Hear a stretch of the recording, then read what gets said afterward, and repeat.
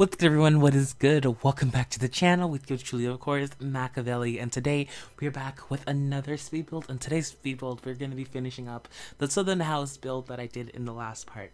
So yeah, we are going to be finishing up the interior because I absolutely adore this house. I think this house, I don't know, when I was building this house just gave me this like homey feel. Like when you look at the picture of the house or the front of the house, you think of, you know, like a typical family-based house. You could just feel the love. It makes no sense, but you could feel the love in the house. That makes no sense, but to me it does.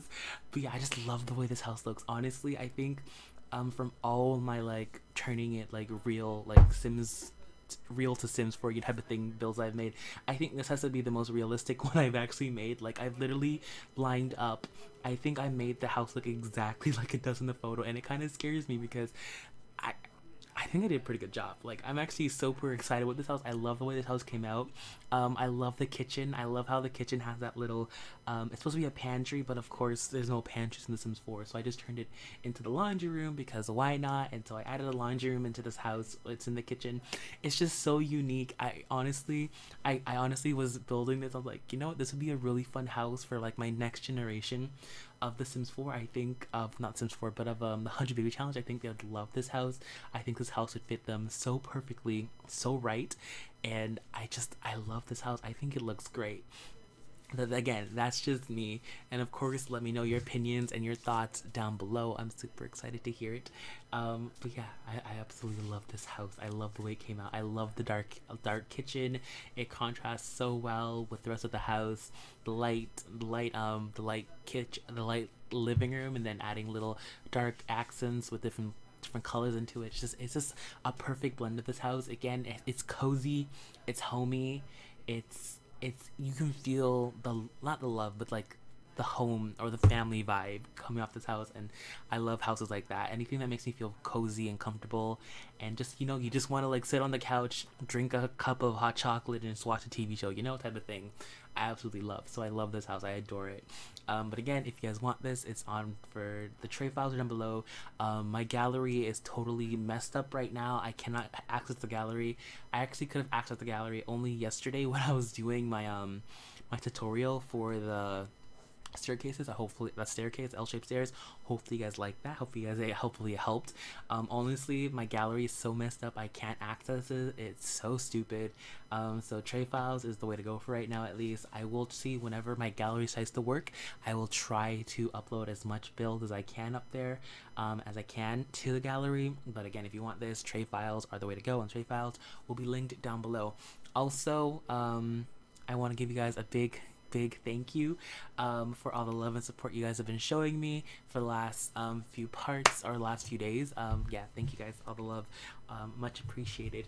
So for today's build, I thought I could do another story time, because, you know, Valentine's Day is coming up, and I have a very much of a fail I have a fail love life. My love life is very much a big of a fail.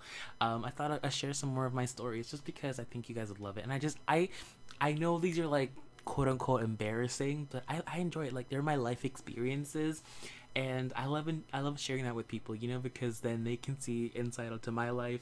Yeah, it's kind of depressing, not depressing, but, you know, kind of like, oh, that's embarrassing, but still, it's fun. It's funny to me. I grown from it, and hey, maybe it can help you guys when you guys are like going through your relationship problems. You're like, you know what, Machiavelli had it way harder than I did, so you know what, everything's good. So today's story, we're gonna talk about this one girl that I crushed on for a really long time. The thing that I realized with my like love life mistakes in high school was, like I said before, I can't tell when a girl likes me. Even when I like the girl back and I'm pursuing them, they can start liking me and I'll still be oblivious to it until like a year later I'm like, oh my god, you know, she actually liked me, you know? I'm so stupid like that. I need to, like, it takes me so long to actually realize it, and by the time I realize it, it's all gone to ish. So there's just like, I'm gonna talk about all of them. So throughout high school, I had a thing of talking to girls. I was, like I said, I don't have a problem with like talking to girls. It's just, you know, introducing myself to them and having that first conversation. That's the part that gets to me. But once I start talking to them, I'm good, I'm golden. So throughout high school, I had no problem talking to girls. I could talk to girls all day, all night. It was one of my specialties, right? I always had a different, not flavor, but like I was always scoping for somebody. I don't think ever. I think throughout whole high school, I was always going after a different girl. Most of the times, it never worked out, and it's because of my fault why it didn't work out. Like you would think for all these fails, it's because I'm like terrible with women. Like no, I'm just terrible at reading them. So there's one girl. We'll start in grade 9. The fails from grade 9 to before that. So there's one. You're gonna see the pattern. So there's one girl in grade 9. I think I talked about this right before. I went out to a party one night, and me and my friend, we went to the party, and this one girl there, she was smoking. So I grabbed her. We danced pretty much the whole night. I ended up getting her number, and sorry about that. I ended up getting her number, and we talked pretty much the whole week. We were chill. We actually decided, you know what, we're gonna go ahead and chill. It was like my first actual real date, you know. I was super excited. I was super nervous. My friends were like egging me on. And back in high school, when like in grade 9, like having a girlfriend was a big thing. It really was where I was from, or well, I was from, but in my school it was a big thing. Because in my school we mainly like thought about the curriculum, and we're in grade 9, and you know it's like it was like a big growing step to like, yeah, wow, you have your first relationship, damn, you're big. It's that type of thing. It's weird, but anyways, the grade 9 momentum. So I went on the date with this girl, lovely girl. I think she was like the one that got away because of stupidness. Really liked her. She was extremely sweet. Till this day, I actually started talking to her again last year, because I thought, you know, maybe I could try again, but then she had a boyfriend. I'm like, shit, I stopped talking to her again. Anyways, but moving on. So we went on the first date. It was great. It was really awkward too, because like I said, I was in the grade 9 phase, and my mom was like, hey, can you like get a picture of her, you know, because I want to see what she looks like, right? So like we're leaving, the date's pretty much done, it's over, we're saying goodbyes, and then I go, so then I'm like walking to the bus to go home. I'm like, wait, so I run back to her. I'm like, yo, she's like, what, can I get a photo of you? She's like, what? Yeah, can you stand there so I can get a photo of you? She's like, why? My mom wants to see what you look like. And she took it like a champ. She was so chill with it. I took a photo of her and everything, and then after that date, we actually talked for like the next day. Her friend, you know, grade 9 stuff. Her friend called me like, oh hey, I heard you took her name was Lucia. I heard you take Lucia out. You best be like a good guy. So how are you? Like, you know, trying to get all intel about me. I was in the car with my mom and my dad and my brothers. It was so awkward. Like they're calling me, asking about intel about how who I am and what type of game I'm playing with her. I'm like, I like her. She's good. And my parents are like listening to me and my brothers listening to me. I'm like, shit. Like, come on. Like, out of any moment, and you know, you can't like hang up on her, because you know that's the best friend. You can't. You like if the best friend doesn't like you, then it's over. But this is where it gets messy. I was a very messy kid, okay? So I was extremely messy. Now that I'm looking at it, it was my fault. Like I said, I have a problem. So what happened was, so me and the best friend started talking, and she started like questioning me about her friend and everything, and so I'm like, whatever. And so like, listen, I can't talk now, so like message me on Facebook, you know, like if you want to interrogate me, at least carry me on Facebook, because no one can listen to me and everything. So I sent her my name and everything, so she added me on Facebook. And so for the whole week, I stopped talking to Lucia, and I started talking to the best friend. Her name was Melissa, I think. No, her name was Madison, something like that. I don't remember. It was grade 3. I think it was Melissa. So anyways, I started talking to Melissa, or was it Maddie? It starts with M. I could tell you it starts with the M. I can't remember the name. But I started talking to Melissa for like the whole week, and I started actually liking Melissa more than I liked Lucia. But then I couldn't do that because she wouldn't allow that, because of course, you know, Lucia is her friend, and I can't actually, you know, I couldn't get with her friend, you know, after I went on a date with her friend. It was so messed up. So I kind of like shoved Lucia off and started talking to Melissa. But then, you know, she cut me off because I was talking to Lucia. But then I said, okay, whatever. So then I stopped talking to Lucia and Melissa. And then like a few weeks later, I'm like, wait, why in God's name did I ask Lucia on a second date? Like, she was actually a really good girl. Like, we had some great conversations. Why in God's name didn't I do it? Like, why didn't I ask her out? And of course, me being me, and I don't know how to come around like, oh hey, let's go second date, I just didn't talk to her again. I just stopped talking to her again. I was like, why the hell did I just ask her on the second date? Like, why did I have to go ahead and start talking to her best friend? Like, I think she hated me after that, maybe too. I don't even know.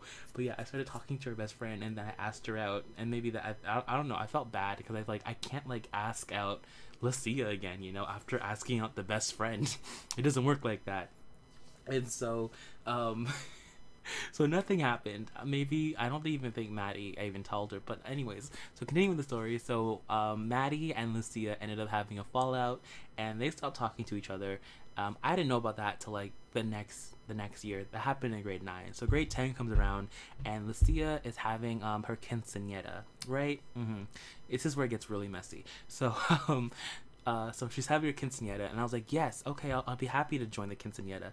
And I thought she was single, ready to go. I was like, okay, I have a second chance. I'm not gonna waste this time. And so, you know, I'm like, I go there, everything's good. I met all the people there for the quinceañera. There was about 6 people. There's actually another girl from my school there.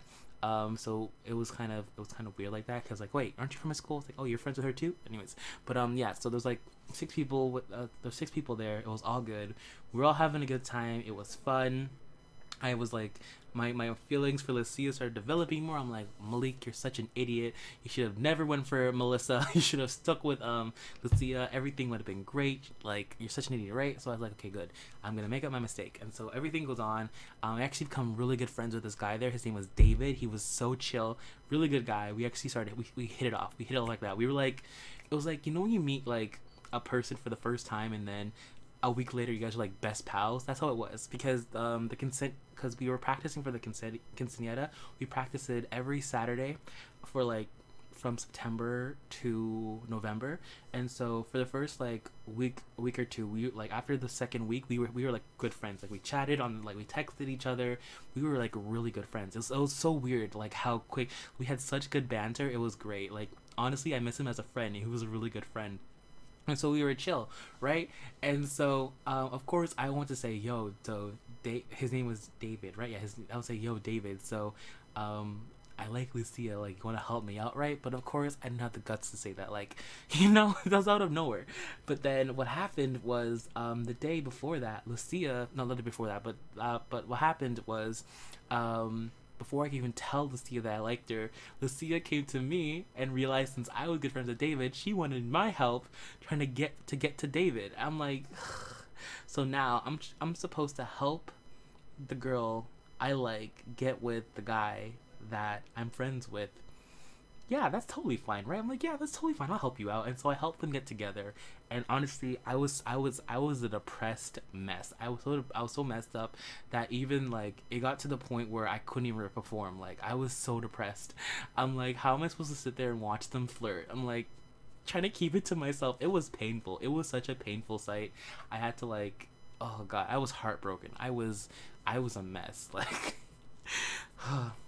I'm still remembering all those times. I like it got to the point where we're in the middle of what's called again practicing, and they're like, yo, Malik, what's up? Because I was not following no moves.